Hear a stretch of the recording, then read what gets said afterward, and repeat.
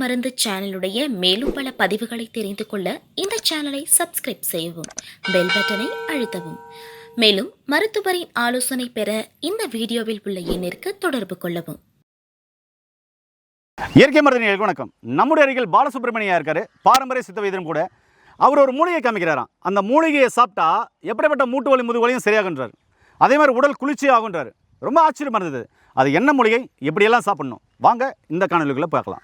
ஐயா வணக்கம். ஐயா வணக்கம். ஐயா, எனக்கு நிறைய பேருக்கு பார்த்தீங்கன்னா ஒரு 30-40 வயசுக்கு மேலே ஆகவே இந்த மூட்டு வலி முதுகு வலி, அதே மாதிரி இடுப்பு எல்லாம் வலிக்குது, புடக்கலத்தெல்லாம் வலிக்குது, கை காலெல்லாம் வலிக்குது, குதிங்காலெல்லாம் வலிக்குது, கெண்டக்காலெல்லாம் இழுத்து பிடிக்குது, இந்த முதுகாண்ட L4 L5 பிரச்சனையாக இருக்குது, மூட்டு தேய்மானமாக இருக்குது, ரொம்ப வலிக்குது, நடக்கவே முடியல, மூட்டெல்லாம் வலிக்குது, முதுகெல்லாம் வலிக்குதுன்னு சொல்கிறாங்களே, இவங்களுக்கு தம்பி நான் ஒரு மூலிகை சொல்கிறேன், அதில் நான் சொல்கிற மாதிரி அவங்க சாப்பிட்டு வந்தாங்கன்னா அது எப்படிப்பட்ட மூட்டு வலியாக இருந்தாலும் சரி, எத்தனை வருஷம் மூட்டு வலியாக இருந்தாலும் சரி சரியாகும்னு சொல்கிறீங்களா? அது என்ன மூலிகை, எப்படியெல்லாம் சாப்பிடணும் அப்படின்றத மக்களுக்கு தெளிவாக சொல்ல முடியுமா? சொல்கிறேங்க. சொல்லுங்கள், என்ன மூலிகை? வணக்கங்க. வணக்கம் ஐயா. இது வந்துங்க மகிழம் பூவு. மகிழம் பூ. மகிழம் பூ. இது வந்து பூவை எடுத்து நம்ம வந்து டெய்லி வந்து கொதிக்க வச்சு ஒரு இவ்வளோ எடுத்தால் போதுங்க. கொஞ்சம் கொஞ்சம் எடுத்து ஒரு சொம்பு தண்ணி ஊற்றி 1 டம்ளரை வற்ற வச்சு இதை குடிக்கணுங்க. இது காலை மாலை குடிச்சிட்டு இருந்தோம்னாங்க எவ்வளோ பெரிய மூட்டு பிரச்சனை, நரம்பு பிரச்சனை, எல்லாம் தலைவலிங்க, உங்களுக்கு நரம்பு பிரச்சனை, அதாவது எல்லா உடம்பு வலி, சர்வ அந்த வலி எல்லாமே சரியாயிடுங்க. சரியாயிடும். ஆமாங்க. இது எப்படி எடுக்கணும், இது எப்படி சாப்பிடணும்னு சொல்லுங்களேன். இப்போ இந்த பூவெல்லாம் இருக்குது. ஆமாங்க. இந்த பூவெல்லாம் இப்படி பறிச்சுக்கணும்னு வைங்களேன். ஆமாங்க. இது பறிச்சுக்கணும் எப்படி சாப்பிடணும் அது? ஐயா இப்போ வந்து நம்ம எல்லாத்துக்கும் கிடைக்காது, நாட்டு மருந்து கடைக்கு போனோம்னா இருக்குங்க ஐயா அந்த பூ. பூ இருக்கு. ஆமாங்க. 100 கிராம் 200 கிராம் வாங்கிக்கலாம். இப்படி பறிச்சுக்கலாம். ஆமாங்க. காஞ்சது இருக்கும், வாங்கிக்கலாம். வாங்கி இதை போட்டுங்க கொதிக்க வச்சு ஒரு சொம்பு தண்ணி ஊற்றி 1 டம்ளரை வற்ற வச்சு குடிக்கணுங்க ஐயா. குடிக்கணும்.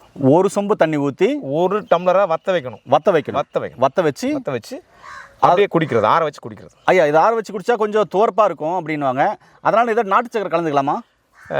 பனை வெல்லம் போட்டுக்கலாங்க. பனங்கருப்பட்டி போட்டுக்கலாம். போட்டு காலையில் 1 டம்ளர், சாயந்தரம் 1 டம்ளர். ஆமாங்க. ஐயா, இது எவ்வளோ நாளைக்கு குடிக்கணும் ஐயா? ஒரு வாரம் 2 வாரம் குடிக்கலாங்க. எப்போ வேணால் எத்தனை நாளைக்கு வேணால் குடிக்கலாங்க. ஏன் குடிக்கலாம் அப்படின்னா அவங்களுடைய ஆயுள் காலம் அதிகமாகுங்க. ஆயுள் காலம் அதிகம். ஆமாங்க. என்னங்க சொல்கிறீங்க, இதில் என்ன அப்படி இருக்குது? அவ்வளோ பெரிய நரம்பு, அதாவது பார்த்தீங்கன்னு வச்சுங்களேன், பாருங்கள், இந்த பார்த்தீங்கன்னா அவ்வளோ பெரிய சக்தி வாய்ந்த மரங்க. இதில் பார்த்தீங்கன்னா உங்களுக்கு எல்லா வகையான நோயை குணப்படுத்துகிற சக்தி இதுக்கு இருக்குது. ஆயுள் அதிகமாகுங்க. ரெண்டாவது வந்து பெண்கள் வந்து ஒரு சிலர் வந்து கருப்பாக இருப்பாங்க, கொஞ்சம் பிளாக்காக இருந்துக்கிட்டு ஒரு மாதிரி இருப்பாங்க, அழகெல்லாம் இருக்குன்னு சொல்லுவாங்க. ஆமாம். இது வந்து தொடர்ந்து இந்த மூலிகையினுடைய கஷாயத்தை குடிச்சிட்டே வந்தோம்னா கலர் ஆயிடுவாங்க. அந்த நிறம் மாறும். ஆமாம். ஐயா, இந்த உடல் குளிர்ச்சிக்கு ஏதோ தண்ணி ஊற்றிக்கலான்னு சொன்னீங்களே, எப்படி அது? இந்த பூ வந்துங்க ஐயா இரவு ஃபுல்லாக ஊற வச்சோம். பச்சை தண்ணியில் ஊற வச்சு நம்ம பாத்திரத்தை ஊற வச்சு காலையில் எழுந்திரிச்சு குளிக்கணும். குளிச்சுட்டு இருந்தோம்னா அந்த நம்மளுடைய தலையில் இருக்கிற சூடு, முடி கொட்டுற பிரச்சனை, முகத்தில் இருக்கிற மங்கு, தூக்கம் வரல, எனக்கு எப்போ பார்த்தாலும் ஒரு மாதிரியே இருக்குது அப்படிங்கிறதெல்லாம் சரிப்படுத்துங்க. சரிப்படுத்தும். ஆமாங்க. ஏன்னா மகிழம் பூ மிக மிக அற்புதமான பூ. இது நல்ல நறுமணம் உள்ளது. இந்த பூ மட்டும் தான் எத்தனை வருஷம் அதாவது பறித்து ஸ்டோரேஜ் பண்ணிச்சுன்னா எத்தனை வருஷமாக போனாலும் கெடாது. அது ஒரு சில மூலிகைகளுக்கு ஒரு எக்ஸ்பிரே இருக்குது.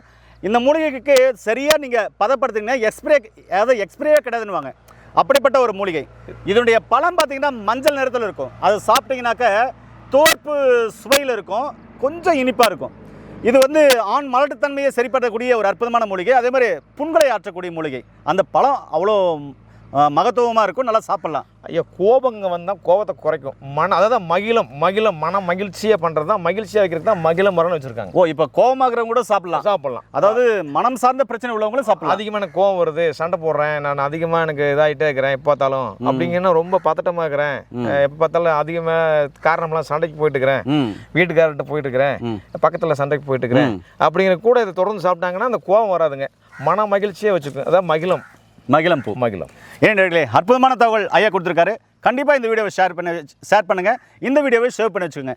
மீண்டும் இன்னொரு அருமையான பதிவு சந்திக்கலாம். நன்றி, வணக்கம். வணக்கம்.